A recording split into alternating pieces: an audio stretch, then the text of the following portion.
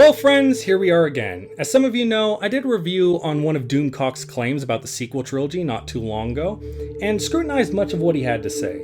However, for those of you who watched as I dissected his false narrative he was building around an irrelevant opinion article that had nothing close to validate the outrageous claims he was making, I decided to sign off after he had admitted his own claims were unsubstantiated, and that he could offer nothing in terms of proof on what he was saying. Yet again. But I did continue his video on my own time, where he had more equally baseless claims to make involving Kathleen's retirement, as well as the timeline for the sequels being erased from canon within the next years. Now, so I think it's fairly safe to say that, the Dias cast, Kennedy, as I've been saying forever, although people were like, she's still there, she's still there, she's still there. Well, her contract expires at the end of October, so yeah. Star Wars, I think that victory condition is coming to pass.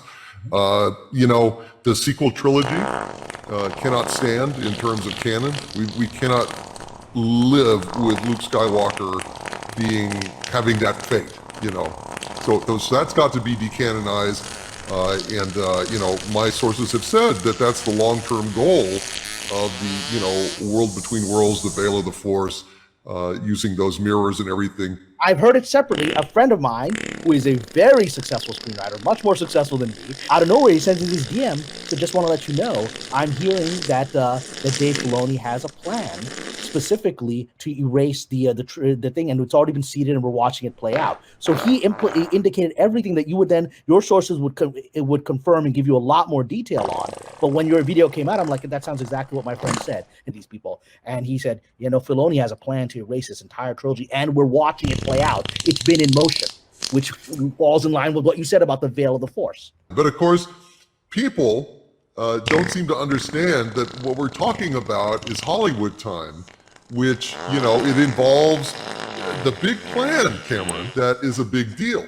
Well, what could be a bigger crescendo than changing history, thwarting Palpatine's plans and erasing this, shit smear of a sequel trilogy from canon, giving us all a happy ending again. But of course, how long is that going to take? Well, years, because how long till we get Ahsoka, for God's sakes?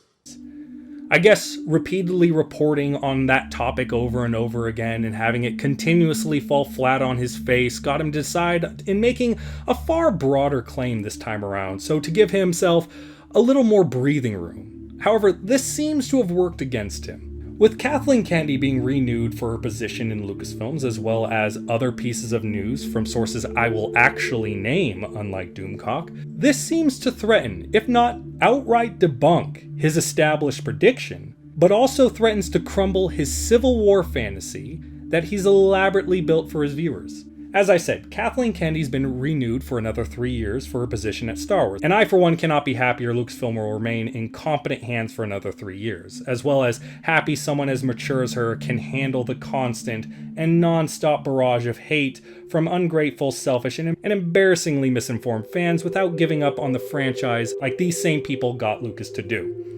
Add on to that, Bob Chapek has also stated that he intends to keep Kathleen Kennedy on for years to come, as well as Kathleen also claiming that the sequel characters will be revisited at some point in the near future. This not only debunks the notion that Kathleen is going anywhere anytime soon, but it also seems that the entire notion that Lucasfilms is giving up on the sequels and their characters and erasing them from history is a work of complete fiction as well.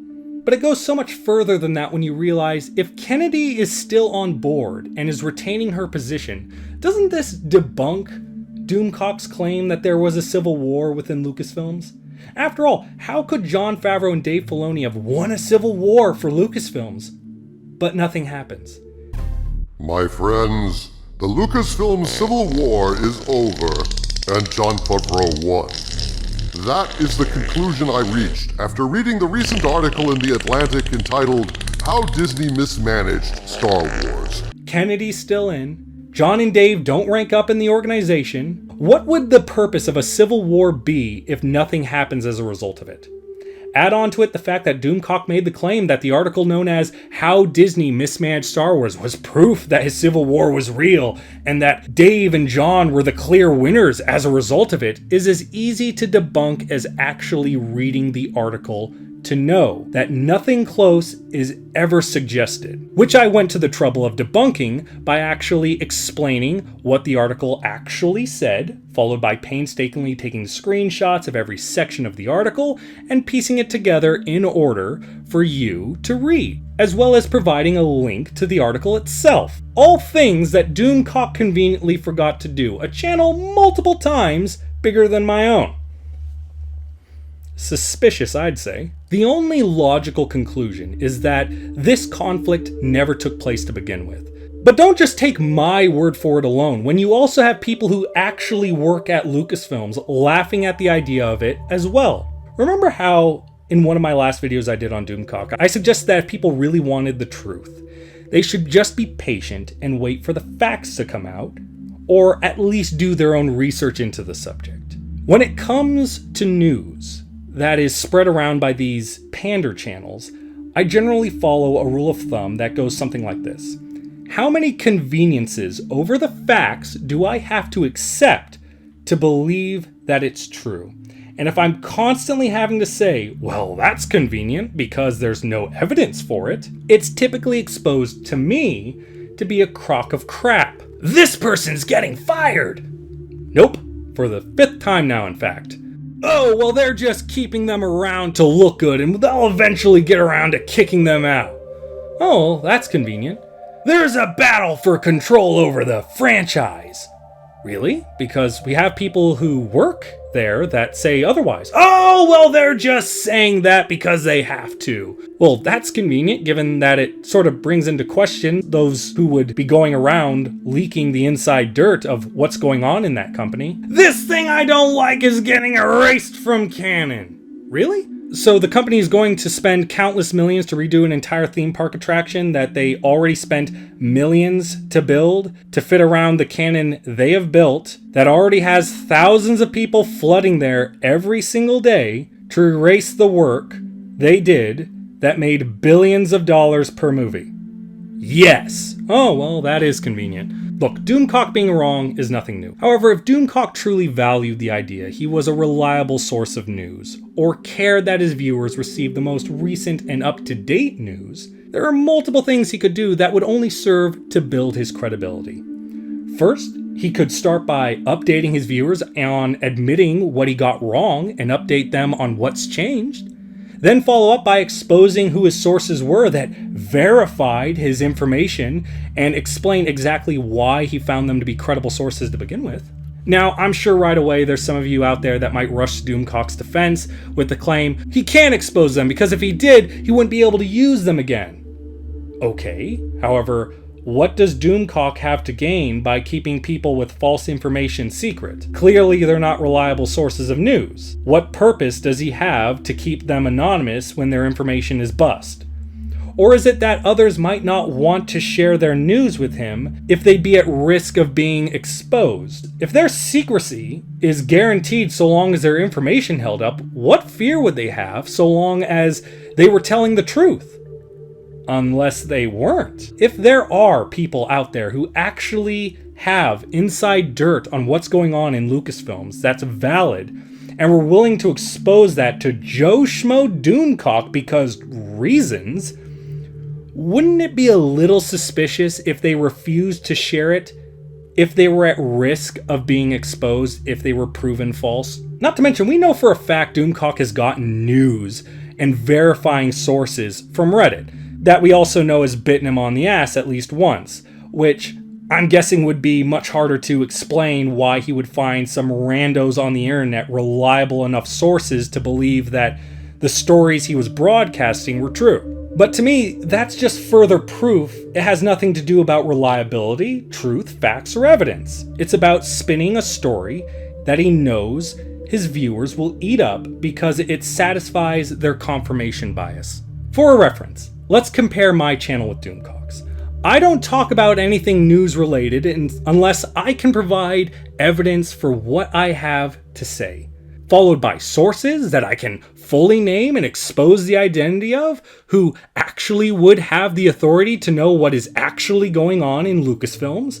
Meanwhile, with Doomcock, no sources are named. His catchphrase could almost be, "take it with a grain of salt," and has drawn wild conclusions about an article that says nothing close to what he claims, while building this elaborate fictional narrative as complex as any fantasy, complete with a villain, a hero, and the battle between the two.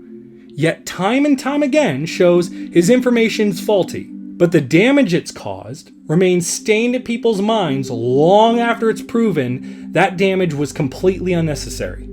I'd like to speak directly to Doomcock's fans for a moment and say, Doomcock is not your friend, and he doesn't care about you. And frankly, I don't think he cares about Star Wars or any of the pop culture topics he claims to defend as much as he lets on about. He feeds you what you want to hear because you have this poisoned hope of getting what you want, and he knows that. So he panders to you so that you keep giving him views, which gets him paid. But your obsession for what you want has blinded you from the truth and made you easy targets for manipulation. I say this because I care.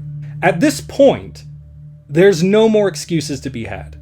Doomcock is a con artist. He's a snake oil salesman that sells poisoned water to the thirsty. But it's not just Doomcock that's the problem. It's all the others that play this same game of pandering to the gullible, the hateful, and the desperate. They all follow the same pattern, use the same words and same titles while almost flaunting in your face that their story is full of crap, while spitting in the face of everything Star Wars has upheld while preaching to be its defenders. And how does it end? Time and time again.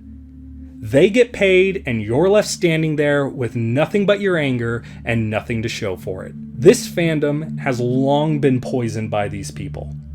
And the only way we'll see a return to a unity that will make Star Wars fun again is to trade out the doomsayers that only wish to keep you mad for those who simply ask you to make the characters you fell in love with proud by representing what they represented to us.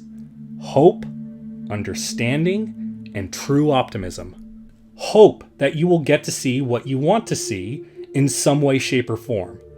Understanding that you might not always get what you want, but that's okay. And true optimism that you'll still find something to love from the overflowing amount of Star Wars we are all getting these days. And who knows? Maybe someday soon you'll come to love what you are constantly being told to hate. It's happened before.